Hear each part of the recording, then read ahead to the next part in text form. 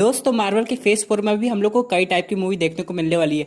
अगर आपको सीक्वल चाहिए तो आप थॉर लव एंड थंडर देख सकते हैं। अगर आपको प्रीक्वल देखनी है तो आप ब्लैक विडो देख सकते हैं। लेकिन बहुत सारी कुछ ऐसी मूवी है जो कम्प्लीटली ओरिजिन स्टोरी है, जैसे कि शैंग-ची। और यहाँ पे एक नई टीम की मूवी आ रही है जो कि है इटर्नल्स।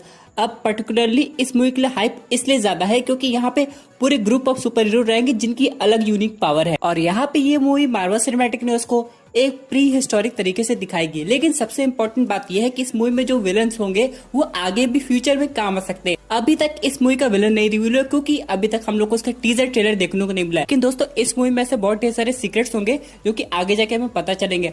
और सबसे इम्पोर्टेंट चीज ये है कि इस मूवी में एक कैरेक्टर ऐसा भी है जो कि थॉर लव एंड थंडर में हम लोग को दिखाई दे सकता है और हो सकता है वो पॉसिबली उस मूवी का विलन भी हो। तो दोस्तों कंप्लीट वीडियो को स्टार्ट करने से पहले आप लोग कर दीजिए वीडियो को लाइक और कमेंट कीजिए इटर्नल्स। साथ ही साथ जो लोग मेरे चैनल पे नए आए हैं हमारे चैनल को सब्सक्राइब करके हमारी कॉमिक बुक टॉक्स फैमिली का हिस्सा बनिए। तो दोस्तों यहाँ पे अगर हम इसकी स्टार्टिंग की बात करें तो जो सेलेस्टियल्स थे वो अर्थ पे आए थे, ह्यूमन पे एक्सपेरिमेंट करके उनको इटर्नल्स बना दिए। इसका मतलब ये है कि अर्थ के अलावा भी गैलेक्सीज में से बहुत ढेर सारे प्लैनेट होंगे जहाँ पे वो सेलेस्टियल्स गए होंगे। यहीं पे सबसे ज्यादा इंपॉर्टेंट चीज इस मूवी में दिखाया जाएगा। यहाँ पे इटर्नल्स को पहले पुराना पास्ट समझाया जाएगा, उसके बाद ये भी बताया जाएगा इटर्नल्स से पहले सेलेस्टियल्स एक्चुअली में कर क्या रहे थे। यानी सेलेस्टियल जब पहली बार अर्थ विजिट किए थे तो उन्होंने इटर्नल्स को बनाया, उसके बाद वो दूसरे प्लैनेट पे ऐसा क्या किए क्योंकि यहाँ पे बहुत ढेर सारी एलियन रेस है जिसपे सेलेस्टियल एक्सपेरिमेंट किए होंगे। फॉर एग्जांपल मैं यहाँ पे दो एलियन रेस की बात करूंगा जिन्हें आपने बहुत पहले से मूवी में देखा है। आपने इन्हें कैप्टन मार्वल में देखा होगा और गार्डियंस ऑफ द गैलेक्सी में देखा होगा। चलिए सबसे पहले बात कर लेते हैं स्क्रल्स की। अब यहाँ पे जब स्क्रल्स पे एक्सपेरिमेंट हुआ था सेलेस्टियल्स के थ्रू तो उनमें डेविएंट सिंड्रोम आ गया था और यहाँ पे इसी वजह से उनके पास कुछ अलग टाइप की पावर्स है। उसी तरह यहाँ पे सेलेस्टियल्स ने एक और एलियन बीइंग पे एक्सपेरिमेंट किया था जो थे क्री को आप लोग देखे होंगे कैप्टन मार्वल मूवी में। और जब उनपे भी जेनेटिक एक्सपेरिमेंट हुआ तो उनमें क्री और इटर्नल की एक हाइब्रिड सामने आई जिसमें से कुछ क्री एलियन काफी ज्यादा स्ट्रांग हो गए और उन्हीं में से एक था अल्टीमस। जी हाँ दोस्तों, अल्टीमस एक ऐसा एलियन था जो सबसे पहले इंट्रोड्यूस हुआ था थॉर की कॉमिक में और ये थॉर का विलन बन गया था। अभी काफी ज्यादा स्ट्रांग था और इसकी फाइट थॉर से हो चुकी है। हालांकि जब से हम लोग ने मार्वल सिनेमैटिक यूनिवर्स में थॉर को देखा है इसमें भी कई टाइप की एलियन स्पीशीज से फाइट की, जैसे कि क्रोनन जो कि हम लोग को दिखाई दिया था Thor the dark world movie में। उन सब के अलावा जब थॉर रैग्नारॉक आई थी तो उसी सेम ब्रीड का एक एलियन स्पीशीज था जिसका नाम था कॉर। इन सब के अलावा दोस्तों यहाँ पे कुछ ऐसे एलियंस भी थे जिनकी फाइट थॉर से नहीं बल्कि ओडिन से थी, लेकिन थॉर ओडिन का बेटा था इसलिए थॉर से भी फाइट कर बैठे। जैसे कि आप लोग सर्टर को तो अच्छी तरह जानते होंगे जो कि हम लोग को थॉर रैग्नारॉक मूवी में दिखाई दिया था। अब यहाँ पे जब पहली बार सर्टर और थॉर का इंट्रोडक्शन हुआ था तो थॉर सर्टर से ये बोलता था कि तुम अभी तक जिंदा कैसे हो, मुझे लगा पिताजी ने तुमको खत्म कर दिया होगा। इस पर सर्टर थॉर से बोलता था कि मुझे खत्म करना इतना आसान नहीं है। इसका मतलब ये है दोस्तों कि थॉर सर्टर के बारे में बहुत पहले से जानता था या फिर ओडिन उसे समझाया होगा कि उनके कौन से एनिमी है। यानी दोस्तों ओडिन ने कोई इटर्नल एनिमी के बारे में बताया होगा जैसे कि थेनोस और अल्टीमस। अब यहाँ पे बहुत से लोग कंफ्यूज हो होंगे कि अगर कोई भी एलियन इटर्नल रेस का है तो अच्छा होगा। ऐसा नहीं है दोस्तों, क्योंकि थेनोस भी इटर्नल था लेकिन डेविएंट सिंड्रोम के साथ। और यहाँ पे कुछ स्पेसिफिक ग्रुप है इटर्नल्स के जो कि अर्थ को प्रोटेक्ट करते हैं। अगर हम लोग बाकी प्लैनेट्स की बात करें तो वहां पे जो इटर्नल रेस होगी उनका काम हो सकता है कुछ अलग हो और यहीं से फाइट होगी ओडिन और अल्टीमस की, लेकिन ये कभी दिखाया नहीं गया होगा। लेकिन मार्वल में जब इटर्नल्स मूवी आएगी तो एक फाइट सीन हम लोग को देखने को मिल सकता है जब ओडिन किसी प्लैनेट पे गए होंगे अल्टीमस को उस प्लैनेट से दूर रखने। अब यहाँ पे ओडिन का काम होता है पूरे 9 रियल्म को प्रोटेक्ट करना। अगर अल्टीमस जैसा कोई इटर्नल कोई भी रील में कुछ कर रहा हो तो ओडिन का काम है उसको वहां से हटाना और इसी बीच इन दोनों में फाइट हो गई होगी। लेकिन बाद में ओडिन ने अल्टीमस को हरा दिया होगा लेकिन अल्टीमस ये बात भूला नहीं होगा। और इसका एग्जांपल हम लोग देख सकते हैं थॉर रैग्नारॉक मूवी में। यहाँ पे हेला वापस आ गई, सर्टर वापस आ गया, तो अल्टीमस कौन सी चीज है वो भी वापस आएगा और वो थॉर को सब कुछ डिटेल में याद दिलाएगा कि ओडिन ने उसके साथ क्या किया। यहाँ पे दोस्तों अगर दूसरी स्टोरी आपकी बात करें तो अल्टीमस एक क्री इटर्नल है। यहाँ पे guardians of the Galaxy part 1 में हम लोग ने ये देखा था कि स्टार लॉर्ड कैसे रोनन को मार दिया था। अब रोनन जब मर गया होगा तो हो सकता है अल्टीमस उसकी जगह ले लिया हो या फिर अल्टीमस रोनन के लिए काम करता हो। जब उसे ये पता चला कि इन सब में स्टार लॉर्ड का हाथ है तो स्टार लॉर्ड के पीछे गया होगा। लेकिन बीच में पार्ट 2 के इवेंट्स हो गए, फिर इन्फिनिटी वॉर हो गया, फिर एवेंजर्स एंड गेम आ गया, इसलिए कभी मौका नहीं मिला।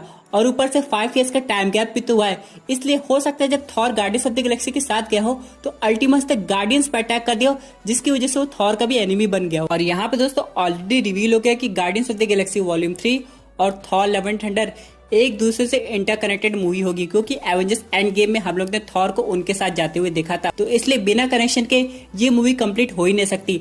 अब चाहे इन दोनों मूवी में विलन कोई भी हो, अगर अल्टीमस का इंट्रोडक्शन होता है इटर्नल्स मूवी में तो इसको थॉर से कनेक्ट करना पड़ेगा, क्योंकि कॉमिक बुक में इनकी स्टोरी लाइन काफी अच्छी है। अगर हम लोग बात करें अल्टीमस की पावर की, तो उसकी पावर्स एक्चुअली अर्थ के इटर्नल जितनी है, और क्री एलियन होने की वजह से ये काफी ज्यादा स्ट्रॉन्ग हो जाता है, जिसका खुद एग्जांपल है कैप्टन मार्वल।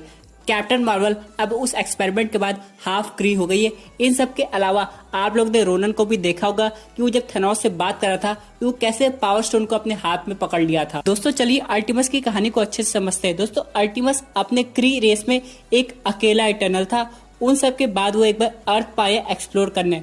असल में जब सेलेस्टियल्स ने उसको बनाया था तो अलग प्लैनेट पे जा रहा था उनकी हेल्प करने, यानी स्टार्टिंग में उसको थोड़ा अच्छा दिखाया गया था। इन सब के बाद जो अर्थ पे आया था तो उसकी फाइट हो गई डेविएंट से। अब यहाँ पे डेविएंट उससे कई गुना ज्यादा पावरफुल था और उसे वो फाइट में हरा दिया था। अब हराने के बाद वो अल्टीमस को खत्म नहीं किया, बल्कि एक रॉक के नीचे कैद कर दिया और वहां पे अल्टीमस अराउंड 3000 ईयर्स तक कैद रहा।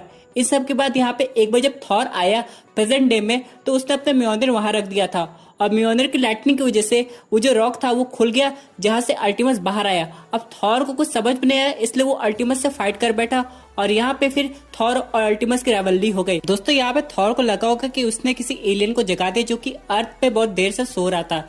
इन सब के बाद यहाँ पे दोस्तों चलिए करंट किया जाए कि मार्वल सिनेमैटिक यूनिवर्स में से कैसे दिखाया जा सकता है। हम लोग ने एवेंजर्स एंड गेम में ये देखा कि थॉर ने अपना नया एसगार्ड बसाया है और वैल्करिन को वहां की रानी बना दिया है, लेकिन कुछ पर्पस की वजह से थॉर को अर्थ पे वापस आना पड़ेगा। हो सकता है जहाँ पे वो एसगार्ड बसा है उसी पर्टिकुलर प्लेस पे वो एलियन सोया हुआ हो और थॉर की वजह से वहां जाग जाता है। लेकिन दोस्तों तब भी बहुत से लोगों के माइंड में ये क्वेश्चन आएगा, उस एलियन को जगाने के लिए एक इम्पोर्टेंट चीज का होना बेहद जरूरी, जो कि है म्योल्नर। तो क्या कॉमिक बुक के कॉन्सेप्ट को लेके म्योल्नर को फिर से वापस लाया जाएगा जिसकी वजह से एलियन जाग जाए, या फिर एलियन कभी नहीं उठेगा? अब यहाँ पे जब भी इटर्नल्स मूवी में दिखाया जाएगा तो उसकी फाइट जरूर हुई होगी उस डेविएंट से, और वो एग्जैक्ट जगह भी दिखाई जाएगी जहाँ पे डेविएंट ने उसको कैद किया था। अब यहाँ पे एक क्वेश्चन आता है, क्या वो इटर्नल की हेल्प करने आया था? तो दोस्तों ऐसा हो सकता है, क्योंकि इटर्नल और डेविएंट के बीच में फाइट होती है। यहाँ पे एक तरह से देखा जाए तो अल्टीमस एक इटर्नल है, तो उसे लगा कि उसे अपनी रेस को प्रोटेक्ट करना चाहिए, जिसकी वजह से वो डेविड से फाइट कर बैठा। लेकिन उस बेचारे को नहीं पता था उसके साथ ये हो जाएगा। दोस्तों यहाँ पे कॉमिक बुक में तो ये भी दिखाया गया कि थॉर से फाइट करने के बाद थॉर को समझ में आ जाता कि अल्टीमस उससे फाइट नहीं कर रहा था, बल्कि वो काफी ज्यादा परेशान था, क्योंकि वो वापस अपने घर जाना चाहता था। अब यहाँ पे जब अल्टीमस जाता था तो अपने घर का रास्ता भूल जाता था। आखिरकार तो बंदा इतने समय तक कैद में रहा होगा, उसे अपने घर का रास्ता कैसे पता? यहाँ पे वो 28 ईयर्स तक पूरे ब्रह्मांड में रोम करता रहा, लेकिन जब उसे कुछ समझ में नहीं आया तो अपनी पावर्स को रीजनरेट करने के लिए अर्थ पे आ गया। उसके बाद उसने फिर से एक ट्रैवल शुरू किया। दोस्तों पूरी तरह डिपेंड करता है सिनेमैटिक यूनिवर्स में कि वो अल्टीमस को कैसे प्रेजेंट कर रहे हैं। अब ये पूरा ऑप्शन उन पे है कि वो इस कैरेक्टर को दिखाना चाहते हैं कि नहीं दिखाना चाहते, लेकिन अगर ऐसा होता तो ऑडियंस को काफी मजा आएगा और एक पुराना कनेक्शन भी दिखा दिया जाएगा, क्योंकि इटर्नल्स मूवी काफी लंबे समय तक दिखाई जाएगी, इसलिए अल्टीमस का होना बेहद जरूरी है। क्योंकि मैं सिर्फ इटर्नल्स पार्ट 1 की बात नहीं कर रहा हूँ, बल्कि पार्ट 2 की बात कर रहा हूँ, फिर आने वाले पार्ट 3 की भी बात हो रही है। यानी दोस्तों वीडियो के एंड में ऑल टुगेदर 2 स्टोरी लाइन सामने आई है। पहली वाली सिनेमैटिक यूनिवर्स के हिसाब से कि अल्टीमस को ओडिन का एनिमी बना के थॉर के अगेंस्ट लाए, दूसरी वाली कॉमिक बुक के हिसाब से जो कि एकदम एक्यूरेट स्टोरी बैठेगी। वैसे दोस्तों आप लोग कौन सी स्टोरी चाहते हैं, पहली वाली दूसरी वाली, ये जरूर बताएगा। इन सब के अलावा दोस्तों यहाँ पे अल्टीमस एक बार हरकुलिस से भी बात कर चुका है, और यहाँ पे दोस्तों इससे रिलेटेड एक नेक्स्ट इंपॉर्टेंट अपडेट की मैं बात करने जा रहा हूँ कि हरकुलिस की टीवी सीरीज आने वाली है। लेकिन इससे पहले हरकुलिस का रोल हम लोग को देखने को मिलेगा Thor love and thunder movie में। आप लोग जानते हो दोस्तों हरकुलिस का कैरेक्टर काफी ज्यादा कॉमेडिक है, और एक कॉमिक बुक में यहाँ पे थॉर और हरकुलिस की फाइट भी हुई है, लेकिन यहाँ पे बाद में लोग अच्छे दोस्त भी बन जाते हैं। यहाँ पे बहुत से लोग ये भी जानते हो कि हरकुलिस थॉर की तरह एक गॉड है जो कि ओलंपियन है। यहाँ पे मैंने ओलंपियस इटर्नल की भी बात की थी। अब दोस्तों इसी इवेंट से रिलेटेड मैं आपको एक इंटरेस्टिंग बात बताना चाहता हूँ। हरकुलिस मान लीजिए इटर्नल के साथ काम किया है, लेकिन वो अपनी आइडेंटिटी अर्थ होने के बावजूद रिवील नहीं किया था।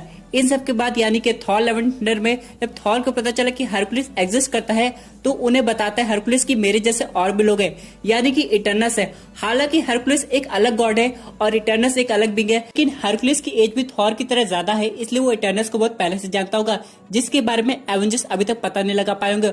और बाद में थॉर की वजह से हरकुलिस ने इटर्नस के बारे में थॉर को बहुत कुछ बताएगा। और हो सकता है थॉर इटर्नल्स के बारे में जानता हो लेकिन वो ओडिन से ही सुना हो और उन्हें प्रेजेंट सिनेरियो में ना देखा हो। लेकिन ये सब तभी पता चलेगा जब हम लोग फाइनली इटर्नल्स मूवी देखेंगे। तो दोस्तों ये थी एक अमेजिंग अपडेट जो कि रिलेटेड इटर्नल्स मूवी से। आई होप आपको ये वीडियो पसंद आई होगी। वैसे आपकी क्या व्यूज है इस पर्टिकुलर टॉपिक पे, अपने व्यूज जरूर कमेंट कीजिएगा। और दोस्तों अगर आप ऐसी unique super hero content enjoy करना चाहते हैं तो हमारे चैनल को सब्सक्राइब करके हमारी सुपर हीरो फैमिली का हिस्सा बन जाइएगा। Thank you for watching.